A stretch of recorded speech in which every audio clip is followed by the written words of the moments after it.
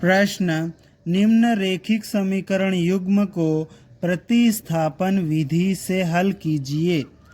7x - 15y बराबर 2, x + 2y बराबर 3।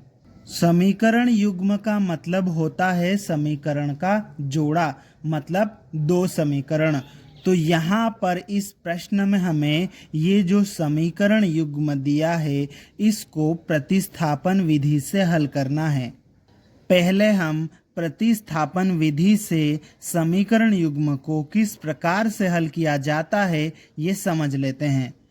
प्रतिस्थापन विधि से हल करने के लिए हम हमारे पास में जो दो समीकरण होते हैं ना, उन दो समीकरणों में से छोटा समीकरण सेलेक्ट करते हैं। जो भी छोटा समीकरण हो उसको लेते हैं। उस छोटे समीकरण से हम x या y दोनों में से किसी भी एक वेरिएबल x या y दोनों में से किसी भी एक चर का मान निकालते हैं, टेम्परेरी मान निकालते हैं, और उस मान को जो बड़ा समीकरण है जिसको अभी हमने इस्तेमाल नहीं किया है उस समीकरण में रख देते हैं।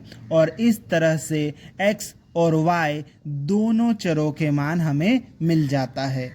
अब हम अपने प्रश्न को हल कर लेते हैं और इस प्रश्न को हल करने के लिए हम लिखेंगे हल। दिया है रेखिक समीकरण युग्म, उसके बाद में ये जो दोनों समीकरण हैं इनको हम लिख लेंगे।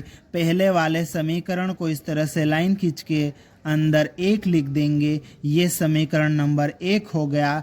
दूसरा समीकरण लिखेंगे, ये समीकरण नंबर 2 हो गया। अब इन दोनों समीकरणों में से हमें जो समीकरण छोटा लगेगा हम उस समीकरण को लेंगे। तो देखो, पहले वाले समीकरण में x और y के साथ में बड़ी संख्याएं हैं तो ये बड़ा समीकरण हुआ, ठीक है। और दूसरे वाले समीकरण को देखो, x और y के साथ में छोटी छोटी संख्याएं हैं, ठीक है, तो ये इससे छोटा समीकरण हुआ। तो हम समीकरण नंबर 2 को लेंगे, तो लिखेंगे समीकरण 2 से, और उसके बाद में समीकरण ये जो 2 है उसको वैसा की वैसा हम लिख लेंगे। अब समीकरण 2 को हमने ले लिया है। इस समीकरण 2 से हम x या y का टेम्परेरी मान निकालेंगे, ठीक है। तो x और y इन दोनों में से अब हम किसका मान निकालेंगे? तो x और y इन दोनों चरों में से जिसके पास में छोटी संख्या हो उसका मान निकालेंगे। तो x के साथ में देखो कोई संख्या ही नहीं दिख रही है, ठीक है। y के साथ में तो 2 है, तो हम क्या करेंगे? x का मान निकालेंगे, ठीक है। तो यहाँ से x का मान निकालेंगे तो ये जो 2y है इसको हम हटाएंगे, तो ये इसको बराबर के चिन्ह के उधर भेजेंगे। तो ये x तो ऐसा ही रहेगा, बराबर का चिन्ह भी रहेगा, ये 3 भी रहेगा। इस 2y को बराबर के चिन्ह के इधर से उठाकर उधर भेजेंगे। इधर ये प्लस का था, बराबर के चिन्ह के उधर जाएगा तो माइनस का हो जाएगा, ठीक है। इस तरह से ये x का टेम्परेरी मान निकल गया। इसको हम समीकरण नंबर 3 नाम दे देंगे, ठीक है। अब ये जो x का टेम्परेरी मान निकला है इस मान को हम उस समीकरण में रखेंगे जिसका हमें अभी तक प्रयोग नहीं किया है। समीकरण 2 का हमने प्रयोग कर लिया है, तो हम क्या करेंगे? समीकरण 3 से ये जो x का मान आया है इस मान को समीकरण 1 में रखेंगे। इसके लिए हम लिखेंगे समीकरण 3 से x का मान समीकरण 1 में रखने पर, और उसके बाद में समीकरण 1 को जैसा था वैसा ही लिख लेंगे। अब यहाँ पर ये जो हमारा समीकरण 3 है, यहाँ से ये जो x का टेम्परेरी मान मिला है इस मान को ये जो समीकरण 1 में x नज़र आ रहा है यहाँ पर हम रखेंगे। तो देखो जरा, ये 7 ये ऐसा ही आ जाएगा, ठीक है। अब 7 के साथ में x चिपका हुआ है, मतलब गुणा में है, ठीक है। तो यहाँ पर हम x का मान रखने वाले हैं। ये माइनस का चिन्ह है, ये 15y है और ये बराबर 2 है। बाकी सारी चीज़ें सेम है, बस x की जगह पर x का मान 3 - 2y रखेंगे। तो यहाँ लिख देंगे अपन 3 - 2y। ठीक है, इस तरह से हमने x की जगह पर x का मान रख दिया है। अब हम इसको आगे हल कर लेते हैं। तो देखो यहाँ पर 7 का अंदर गुणा कर देते हैं। ठीक है, 7 का अंदर गुणा करेंगे, 7 का गुणा 3 के साथ में होगा तो कितना हो जाएगा, 21 हो जाएगा। ठीक है, फिर माइनस का चिन्ह है तो माइनस आ जाएगा। 7 का गुणा 2y के साथ में करेंगे, 7 का गुणा 2 के साथ में करो 14 आ जाएगा, और ये y, फिर ये माइनस 15y बराबर 2। अब आगे y वालों को एक तरफ ले लेते हैं और जो संख्याएं हैं उनको दूसरी तरफ ले लेते हैं। तो y वालों को तो इधर ही रहने दो, तो ये -14y -15y बराबर, और ये 2 है, 21 संख्या है, इसको बराबर के उधर भेजेंगे।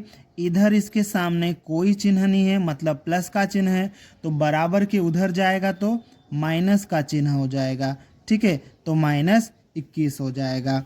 आप देखो -14y -15y दोनों का चिन्ह माइनस का है, तो दोनों जुड़ जाएंगे, जुड़ेंगे तो कितना हो जाएगा, 29 हो जाएगा, और दोनों का चिन्ह माइनस का है तो -29 आएगा, और y, तो ये इस तरह से हो जाएगा -29y। और ये बराबर का चिन्ह लगा देते हैं। 2 में से 21 घटाना है, 2 में से 21 हम नहीं घटा सकते, तो यहाँ पर क्या होता है, 21 में से 2 घटा लो, कितना आ जाएगा, 19। ठीक है, अब 19 हमने लिख लिया। अब इन दोनों संख्याओं में से बड़ी संख्या कौन सी है, 21, और उसका चिन्ह कौन सा है, माइनस, तो यहाँ पर आ जाएगा माइनस। इस तरह से यहाँ से ये आ गया -29y, और इसमें से घटा के ये -19y। अब यहाँ से हमें y का मान निकालना है, तो y के साथ में देखो कितना है, -29 है, तो इसको हम यहाँ से हटाएंगे। y के साथ में -29 गुणा में है, बराबर के चिन्ह के उधर जाएगा तो कहाँ जाएगा, बटे में जाएगा, तो ये y तो आ जाएगा, बराबर भी आ जाएगा, -19 भी आ जाएगा। अब ये जो -29 है गुणा में था, यहाँ पे बराबर के इधर आएगा तो बटे में आएगा। ठीक है, और गुणा से बटे में आता है या भाग में आता है तो वो चिन्ह समेत आता है, चिन्ह लेके आता है। ठीक है, तो ये -29 था तो -29 ही नीचे आएगा। आप देखो ये माइनस से माइनस कैंसिल हो जाएगा, या कहो माइनस को माइनस में भाग देंगे तो कितना हो जाएगा, प्लस हो जाएगा। इस तरह से y बराबर कितना आ जाएगा, 19/29। ठीक है, इस तरह से हमें y का मान मिल गया है। अब हम क्या करेंगे, y का ये जो मान है, हमने जो x का लोकल मान निकाला था, जिसको हमने समीकरण नंबर 3 कहा था, उस समीकरण नंबर 3 में रखेंगे। तो इसके लिए हम लिखेंगे y का मान समीकरण 3 में रखने पर, और उसके बाद में ये जो समीकरण 3 है उसको एक बार लिख लेंगे। यहाँ पर हमने लिख लिया है। अब ये जो y है ना समीकरण 3 में, इस y की जगह पर y का ये जो मान है ये हम यहाँ पर रखने वाले हैं। ठीक है, तो ये x आ जाएगा, बराबर का चिन्ह आ जाएगा, 3 आ जाएगा, माइनस आएगा, 2 आएगा, और 2 के साथ में y चिपका हुआ है, मतलब गुणा में है, तो ये जो y का मान 19/29 है, ये भी किस में आएगा, गुणा में आ जाएगा। ठीक है, अब इसको आगे हल कर लेते हैं। तो यहाँ पर हम लिखेंगे x बराबर 3 माइनस 2 का गुणा कर दो, 19 के साथ में गुणा हो जाएगा 2 का, 2 गुणित 19 कितना हो जाएगा, 38, और बटे 29। इसको हमें आगे और हल करना है, तो हम क्या करेंगे, x लिखेंगे बराबर। अब देखो ये जो 29 है ना, ये 29 इस 38 के बटे में, 3 के बटे में तो नहीं है, तो इसको हम किस प्रकार से हल करते हैं कि इस 29 को पूरे के बटे में ले लेंगे। क्या करेंगे, पूरे के बटे में ले लेंगे। और इस 29 का 38 के बटे में तो था, इस 3 के बटे में नहीं है ना, इसलिए इस 29 का 3 के साथ में गुणा कर देंगे। तो ये आ जाएगा 3 गुणित 29 माइनस 38। ठीक है, 38 के बटे में 29 था ना, तो डायरेक्ट 38 लिख देंगे। 3 के बटे में 29 नहीं था, इसलिए 3 के साथ में गुणा कर देंगे और पूरे के बटे में 29 लिख लेंगे। ठीक है, अब आगे x बराबर का चिन्ह लगा लेते हैं। ठीक है, अब 3 का गुणा 29 के साथ में करो, तो 29 के साथ में गुणा कर लेते हैं। 3 का गुणा 9 के साथ में करो, 3 9 में 27, 27 का क्या लिखेंगे 7, हासिल 2, 3 दूनी 6, 6 और 2 कितना हो जाएगा 8। तो इस तरह से ये 87 हो जाएगा। फिर माइनस 38 और बटे में क्या चल रहा है 29। अब आगे x बराबर 87 में से 38 को घटाएंगे तो कितना आ जाएगा 49 और बटे में कितना है 29। इस तरह से हमें x का मान भी मिल गया।